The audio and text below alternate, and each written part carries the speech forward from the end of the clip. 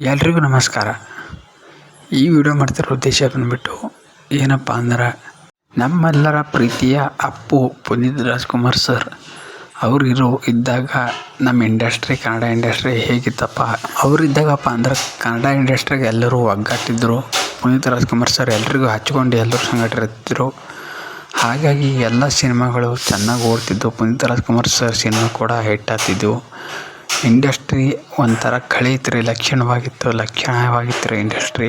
ಆದರೆ ಅಪ್ಪು ಸರ್ ನಮ್ಮೆಲ್ಲರ ಬಿಟ್ಟು ಹೋದ ನಂತರ ಇಂಡಸ್ಟ್ರಿಯಲ್ಲಿ ತುಂಬ ಬದಲಾವಣೆಗಳಾಗಿವೆ. ಸಿನಿಮಾಗಳು ಓಡುತ್ತಿಲ್ಲ, ಯಾರಿಗ್ಯಾರು ಒಬ್ಬರು ಒಂದಾಗಿಲ್ಲ.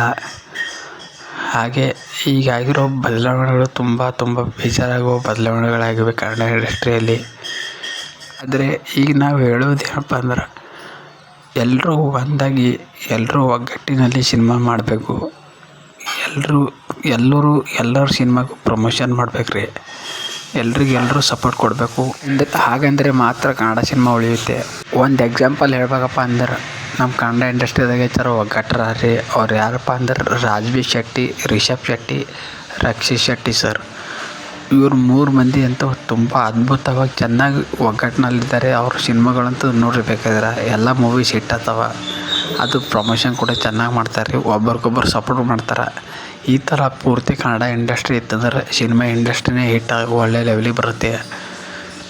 ಯಾಕಪ್ಪ ಅಂದ್ರೆ ಹೊಸ ಕಲಾವಿದರಿಗೆ ತುಂಬ ಕಷ್ಟಗಳಿವೆ ಸಿನಿಮಾದಲ್ಲಿ ಬೆಳೆಯಲು. ಹೊಸ ಕಲಾವಿದರಿಗೆ ಸಪೋರ್ಟ್ ಸಿಗಲ್ರಿ ಈಗಿರೋ ಸಿಚುವೇಶನ್ದಾಗ. ಹಾಗಾಗಿ ಎಲ್ಲರೂ ಸಪೋರ್ಟ್ ಮಾಡಿ ಹೊಸಬ್ರು ಕೂಡ ಬೆಳಿಬೇಕು. ಈ ವಿಡಿಯೋ ಇಷ್ಟ ಆದರೆ ತಪ್ಪದೆ ನಮ್ಮ ಚಾನಲ್ ಸಬ್ಸ್ಕ್ರೈಬ್ ಆಗಿ, ಶೇರ್ ಮಾಡಿ, ಲೈಕ್ ಮಾಡಿ, ಕಮೆಂಟ್ ಮಾಡಿ.